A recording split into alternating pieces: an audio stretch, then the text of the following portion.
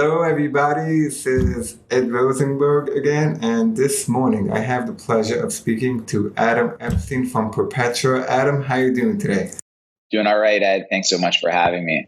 Okay, first of all, where am I calling from? Where are you located? We're based in Toronto, Canada. Okay, and how did this Perpetua business start? Yeah, really good question. So, a lot of us aren't Amazon folks. We're not even advertising folks, but we're really smart technical people. So our CEO is a gentleman named Roscoe Hill. He was an early Palantir employee. Palantir's Peter Thiel's big data startup. It's a $30 billion company. Our president and tech lead is a guy named Joe. He was an ex-Google exec. And over 60% of our staff are software engineers and machine learning engineers that come from top tier technical companies like Dropbox, Microsoft, Amazon, and Instacart. And so the DNA of our company is a really strong technical team, really strong product team. And we've raised over $10 million. And the problem that we're really trying to solve is to give superpowers to anyone that sells online. And we've really just started with the biggest store in the world and the fastest growing ad platform in the world, which is Amazon. And we've done a really good job of doing so far. Okay, now Amazon PPC, not too long ago, it was sort of like an extra, like an eBay featured listing. And if you wanted to do it, to me, it seems like you simply cannot be in business without PPC. Do you agree? Yeah, so we don't refer to it as PPC. We refer to it specifically as sponsored ads because those are the ad units. So we're talking about sponsored brand ads and sponsored product ads. And the reason why you really have to pay to play, as you mentioned, is anytime that you search, which is 60% of product searches in North America occur on Amazon, and you really want to realize on the opportunities of those search. And with the way in which Amazon has prioritized advertising real estate on the search page, over 60% of the space is going to be an ad. And not only that, but the prime real estate is going to be an ad. Those top two product listings for sponsored for products and the headline for sponsored brand ads are all ads. So if you want people to buy your product, of course you need to be spending money on sponsored ads. The challenge, though, is everyone's doing it. It's a knife fight, and being able to do so effectively while minimizing bloated costs is really the challenge that everyone faces today. Right. So many times, I hear these consultants and they say, we'll take care of your PPC. Does this essentially replace that? Our software. So it doesn't replace it, but rather our software makes it easier for people to think about higher order strategies when they think about Amazon growth. So fundamentally, we believe that people should not worry about keywords and bid prices. If you back it up a little bit, Amazon's ad business has grown so significantly in such a short period of time that they really haven't been able to build products to meet that demand. So if you're talking to a savvy marketer from Google or Facebook that's been around for 25 years or 15 years and come to Amazon, it's like, wow, there's so much manual work required for Amazon sponsored ads. You have to come up with keywords and bid prices and upload a CSV. Fundamentally, we're of the view that humans should not be doing this. Humans should be thinking about, hey, what are the tactics that I can use to grow my Amazon business? And what are the strategies that I can employ with software or with a agency or a managed service? So the answer becomes, if you want to be worrying about those strategies every single day, then our tools are really, really good option for you. If you're like, hey, you know what? I need that hand holding of a managed service. You should use that managed service. And in many instances, that managed service is using our software to help optimize their clients' campaigns. So we are not a replacement for the agency per se, but rather we are a different way about thinking about Amazon growth, in which we work with our customers, and whether that be sellers or whether that be agencies, to really empower them and educate them, and using the strategic levers that we offer to achieve the business outcomes that they desire. Right. Okay. So now I saw one of the videos on Facebook about this private label company, a success story using you, and they were saying how they don't. It was sort of like what you were saying. They wanted to outsource the growth, which is, to me, that struck me because that's like the one thing you don't outsource, but you want to outsource the packing and the shipping. So how does it work? They come to you and what? And what's the onboarding? Yeah. So people come to us looking to solve a problem, and that problem is typically I want to scale spend, I want to cut back spend, I want to grow at efficient rates. And so we work with them to understand what their goals and objectives are in their business. Sometimes it could be to launch a new product. From there, as I said a moment ago, fundamentally, we're of the view that humans should not be worrying about keywords and bid prices. They should be worrying about the higher order. What is my ACOS? What's my total sales growth? What's the interplay between attributed sales and organic sales? And how can I use attributed sales to kickstart the Amazon flywheel and generate momentum for my organic sales, driving incremental total sales growth? So we have an understanding of kind of what the goals of each one of our clients are.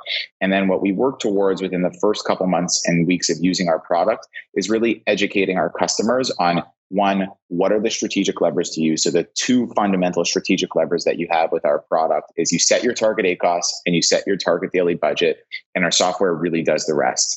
And then we encourage our customers to augment their target ACOS on a, let's call it, bi-weekly basis as results start to come in. So every 2 weeks say, hey, you know what? This is the impact that my ACOS target has had on my total sales growth.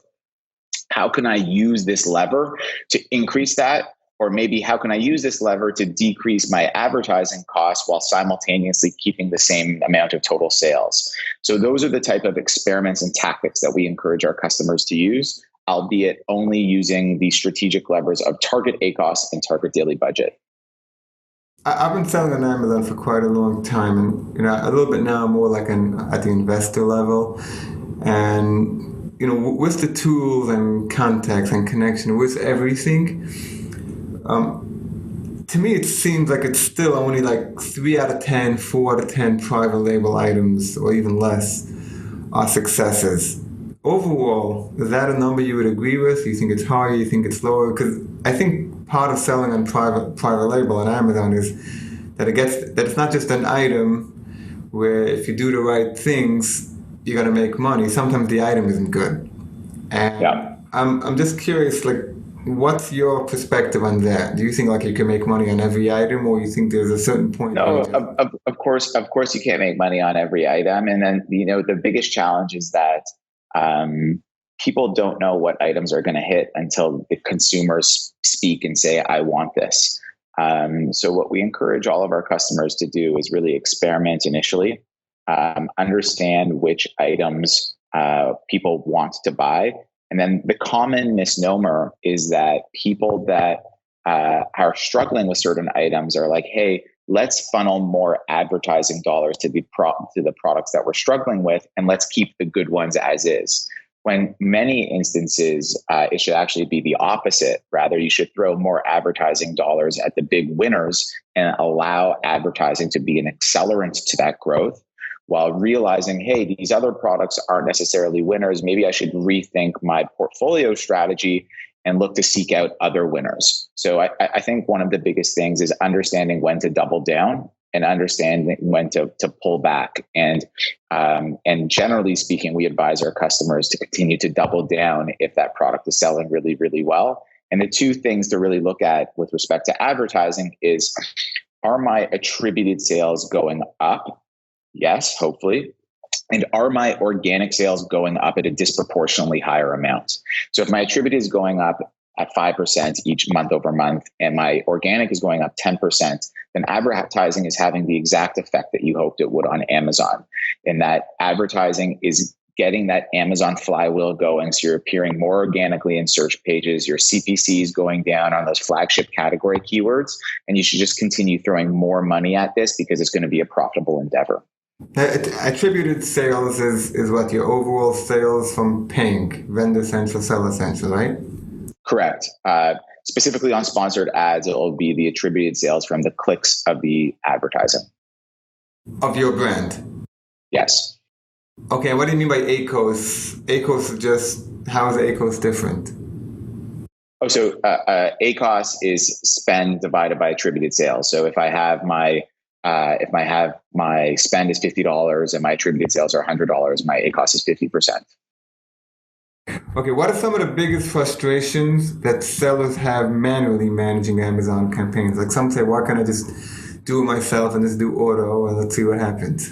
Yeah. So one, if anyone talks to Amazon, they'll know that Amazon themselves actually advise not to do auto campaigns, that if you're seeking out performance, you should spend most of your time and resources in the manual campaigns. But look, I think the biggest challenge there, above all else, is that it takes so much time. And even with the time that it takes, people just struggle to be able to hit these sales velocities that they hope. And there's just a view that everyone in our company and all of our customers come to realize that like humans should not be doing this. And when people talk about big data, AI, and machine learning, this is specifically the type of task that's best suited for it. Lots and lots of manual rote tasks that require always on frequency and pinpoint optimization. So when it comes to manually managing campaigns, we're of the view that a lot of the pain points that people echo is really solved by software. What would you say for a seller that only has one or two items? Is your software still valuable? Or Yeah, of course. So for most sellers, it starts with one item. It starts with that one item, and then you build a book of business, and then you can reinvest your proceeds from that item to find that other item. For other sellers, we have a couple customers spending hundreds of $1,000s a month on sponsored ads on one item alone. So it's not about a number of items. Rather, it's how you want to grow your business. And as you mentioned at the beginning of our chat, Ed, sponsored ads are just absolutely paramount for growing your Amazon business these days. Are there any categories you notice disproportionately where there may be opportunity which is not saturated yet? That's a good question. That's like $1 billion question, is it not? How many people ask you that? Yeah, I mean, if I would know that, would I be talking to them? The answer that I have is not at the top of my head, but we see it in the data when a customer comes up with a new product in a very niche category that's emerging, and they're like, "Oh wow, this really resonates." So maybe if I had that answer, I'd be building my own business in those categories, Ed. Right. I mean, I would say, to me, health and beauty seems great.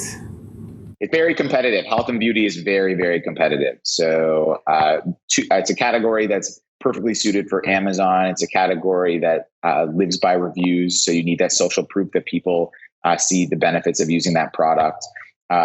So if you can find niche subcategories within health and beauty, that's an amazing place to be. But at the same time, if you don't have product differentiation, brand affinity, strong reviews, and strong product pages, you're going to fail in health and beauty regardless of your advertising tactics. Right, and people will just outspend you because they have these people who are selling millions of dollars. They're not going to outspend them.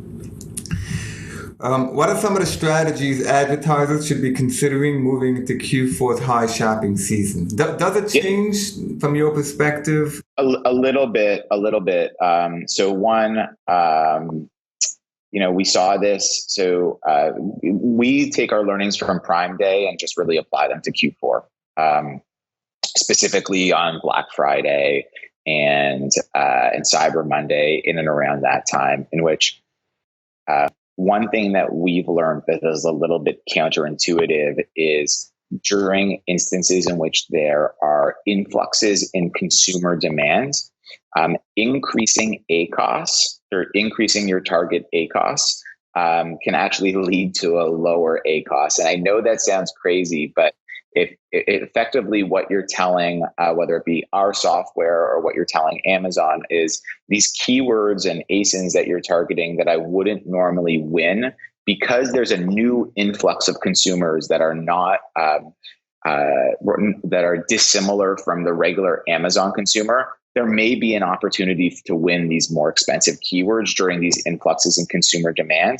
And you want to take that chance during these peak days like Prime Day, Black Friday, and Cyber Monday. So the one thing that I would say is increasing target ACOS. And then The other thing that I would say is if you're a seller that's spending, let's call it above 20K a month in sponsored ads, we are now strongly encouraging our customers to consider the Amazon DSP to really have a full funnel advertising strategy. So sponsored ads are not good enough if you're operating at a certain level of scale and you need to create top of funnel demand for your product on Amazon and off Amazon to redirect them to your product page or brand store.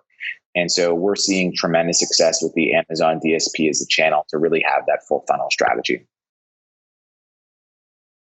Are you concerned that Amazon may move into this space at one point? Or like, why wouldn't they? What space is that? Like what we do? Yeah. It's a great question. So one, we have a great relationship with Amazon. We get access to all of their private betas. They see our product roadmap. We see their product roadmap. And if you think about it, what's Amazon good at? Amazon's really good at building infrastructure. They're good at building platforms, but they're not great at building really simple to use software products. That's what we're really good at, and we've seen what Amazon's going towards. And if you think about it, I'm pretty sure you're not a software developer, and some of the listeners aren't a software developer, but the parallels to Amazon advertising are probably most similar to AWS, Amazon's web services. So Amazon's web services and AWS, it's built API first. So partners such as Perpetua can really build amazing tools on top of AWS to help their customer base.